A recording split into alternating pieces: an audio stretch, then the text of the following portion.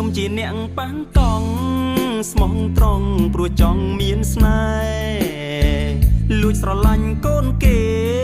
ប្រាប់ម៉ែឲ្យស្ដីលោមើ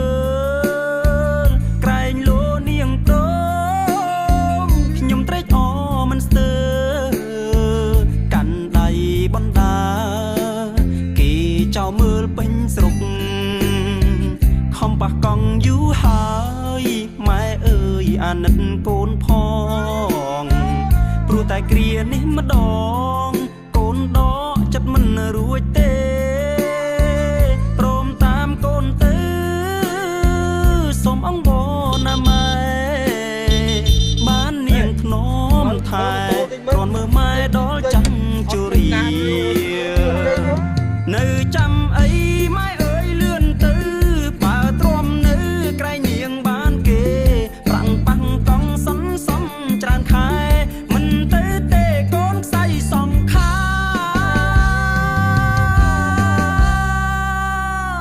តែចង្រៃខ្ញុំក្រស្រីល្អនាងមិនអើពើគេមិនយកភ្នែកមើលរួមតែខ្ញុំអ្នកប៉ាំងកង់នាងថាមិនយកទេទាល់តែយូរណាបងខ្មាំងគេកន់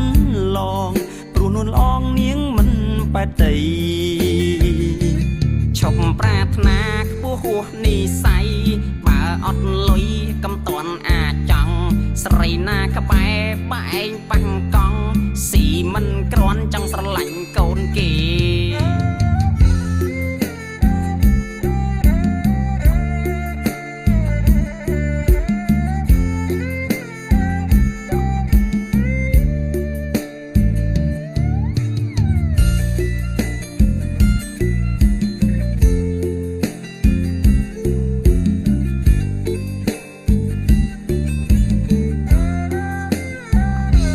នៅចាំអីម៉ែអើយលឿនទៅ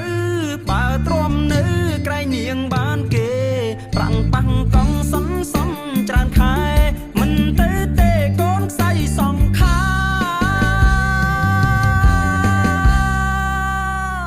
តែចង្រៃខ្ញុំក្រស្រីល្អនាងមិនអើពើគេមិនយកភ្នែកមើលរួមតែខ្ញុំអ្នកប៉ាំងកង់នាងថាមិនយកទេទាល់តែយូរណាបងខ្មាំងគេកន់ឡងព្រោះនួនអងនាងមិនបែតៃអូអូយស្នេហាវាសនាខ្ញុំអ្នកប៉ាំងកង់